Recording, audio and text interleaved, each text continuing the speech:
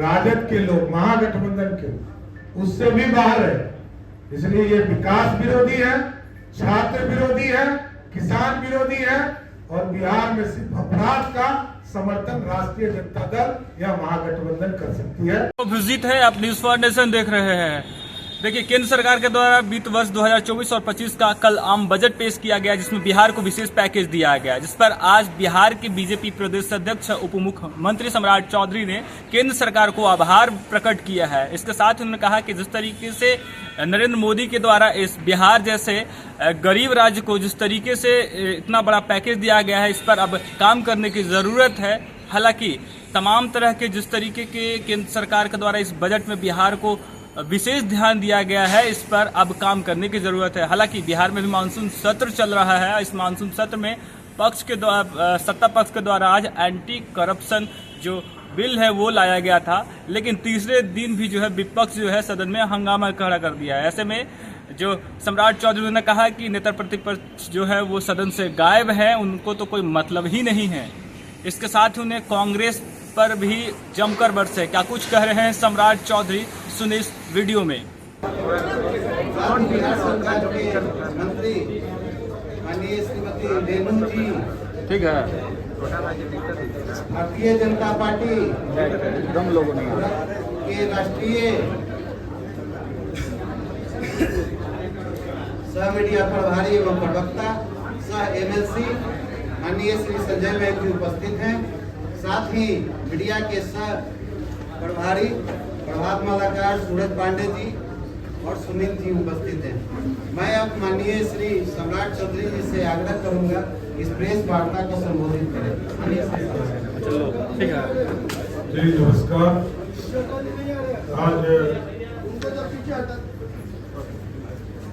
आज इस press conference में उपस्थित बिहार सरकार की माननीय मंत्री,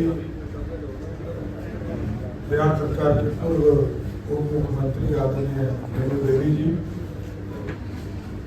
भारतीय जनता पार्टी के नेता और भारतीय जनता पार्टी के विधान परिषद में मुख्य सचेतक आदरणीय संजय महतो जी,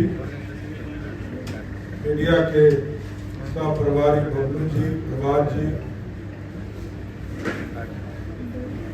इस मंच पर उपस्थित सम्मानित साथीगण और इस मंच के सामने उपस्थित सभी प्रेस मीडिया के साथीगण, इलेक्ट्रॉनिक मीडिया के साथीगण, प्रिंट मीडिया के साथीगण। हाँ साथी, हम लोग आपके बीच में ये बताने आए हैं कि भारत के देश के यशस्वी प्रधानमंत्री नरेंद्र मोदी जी ने बिहार जैसे गरीब राज्य अपना भरपूर सहयोग देने का काम किया। बिहार जैसे राज्य जो आर्थिक रूप से कमजोर रहे, तो 2017 में जीएसटी की पूरी व्यवस्था खड़ा करके जो आबादी था उसका लाभ बिहार जैसे राज्य को दिया। और देश में जब जब एनडीए की सरकार बनी, चाहे वो सरदे अटल बिहारी वाजपेयी जी की सरकार हो, तब भी विशेष सहायता बिहार को करने का काम किया गया। नरेंद्र मोदी जी की सरकार में 2014-15 में सहयोग करने का काम किया गया। और कल ही आदरणीय वित्त मंत्री आदरणीय श्रीमती निर्मला सीतारमण जी ने देश में जब बजट पेश किया, तो बिहार जैसे आर्थिक रूप से गरीब राज्य को, जहां बाढ़ की हम चिंता करते थे, उस बिहार को 11,500 करोड़ रुपया सिर्फ बाढ़ से सुरक्षा देने का प्रदान किया। इसके साथ साथ पहले से 2 हमारे एक्सप्रेसवे सिल्लीगुड़ी से गोरखपुर तक का और रक्सौल से हल्दिया 2 एक्सप्रेसवे हमारे स्वीकृत थे। कल ही देश के यशस्वी प्रधानमंत्री जी के नेतृत्व में 3 और एक्सप्रेसवे बिहार जैसे राज्य को मिला। बक्सर से लेकर भागलपुर जो बिहार के बॉर्डर तक तिरुपति के इलाके तक होगा, उसको एक्सप्रेसवे बनाने का काम किया जाएगा। और इसमें पूरी व्यवस्था की चिंता की जा रही है। ये सिर्फ एक्सप्रेसवे नहीं होगा, ये बिहार के लिए मील का पत्थर साबित है। गंगा में चाहे वो सोन का पानी हो, चाहे वो पुनपुन का पानी हो, क्यूल नदी का पानी हो, बड़ुआ नदी का पानी हो, चाहे वो चानन का पानी हो, सबको स्टोरेज करने की भी व्यवस्था इस एक्सप्रेसवे के माध्यम से होगा। प्लांटेशन का पूरा एक कॉरिडोर बनेगा। उसी तरह बोधगया से वैशाली और पटना से पूर्णिया, अभी पूर्णिया खगड़िया होकर लोग जाते हैं, एक नया ग्रीनफील्ड हाईवे, सुपर हाईवे जो एक्सप्रेसवे है, उसको बनाने का निर्णय भारत की सरकार ने लिया।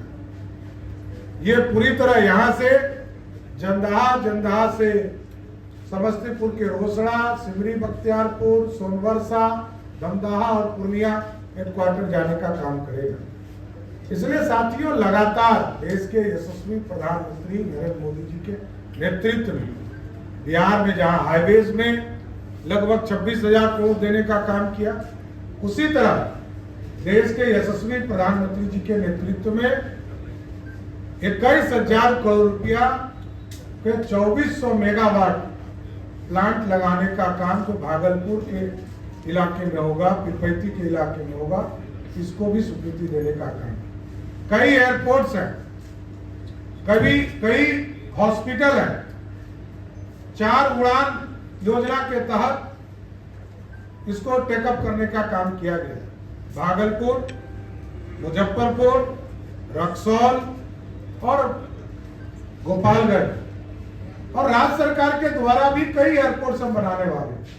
राजगीर है, डेहरी है, सहरसा है। इन जगहों पर भी हम राज्य सरकार के माध्यम से, हम बेगूसराय, ये सभी जगह पर एयरपोर्ट्स का निर्माण हम लोग करने का काम करेंगे। कई मेडिकल कॉलेज हैं, चाहे वो मुंगेर का मेडिकल कॉलेज हो या कई जगह जो अभी हम शुरू करने वाले हैं।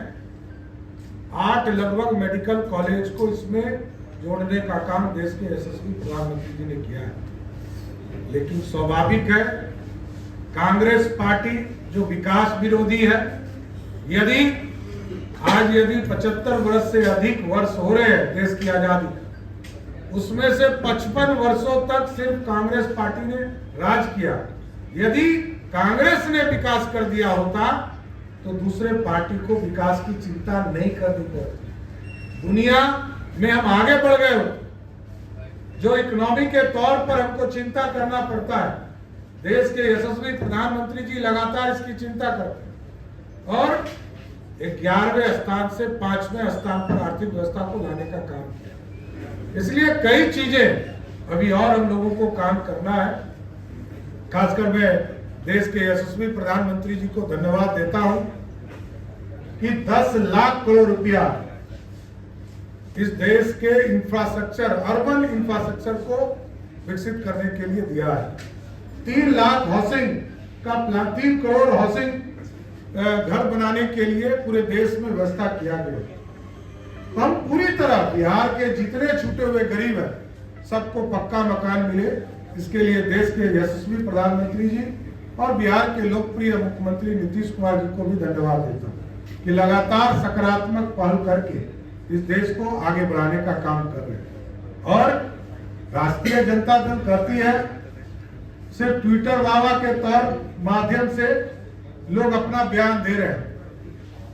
एक महत्वपूर्ण सदन का सत्र चल रहा है और आप सोचिए, युवराज ही गायब है। कोई लोकतंत्र से प्यार नहीं है। ये सत्ता विरासत में मिली है, लेकिन इसको संभालने का भी काम राष्ट्रीय जनता दल के लोग नहीं करते। और राष्ट्रीय जनता दल वो जनता दल की सरकार रही जिसको 4,000 करोड़ रुपया आदरणीय अटल बिहारी वाजपेयी जी की सरकार ने दिया था, वो भी खर्चा नहीं कर पाई। जब एनडीए की सरकार बनी, आदरणीय सुशील मोदी जी और नीतीश कुमार जी की सरकार बनी, तब जाकर उसको उपयोग करने का काम किया गया। इसलिए लालू जी विनाश के लिए जाने जाते हैं बिहार। और आज ही देखिए, आज इतना महत्वपूर्ण कानून बन रहा था, बिहार में छात्रों का जीवन खराब नहीं हो, उनके लिए कानून बन रहे।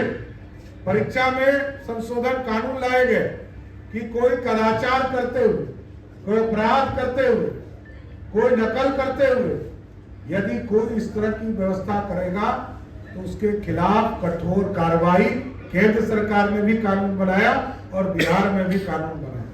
लेकिन राजद के लोग, महागठबंधन के लोग उससे भी बाहर है।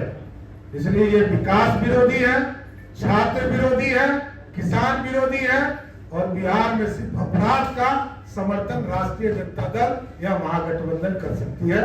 बहुत बहुत धन्यवाद। आपने सुना सम्राट चौधरी ने किस तरीके से बजट को लेकर के केंद्र सरकार को आभार प्रकट किया है और नेता प्रतिपक्ष तेजस्वी यादव पर कटाक्ष करते हुए कांग्रेस को भी आड़े हाथ लिया है। तो आपने सुना सम्राट चौधरी क्या कुछ कह रहे थे। न्यूज़ 4 नेशन के लिए अभिजीत, पटना।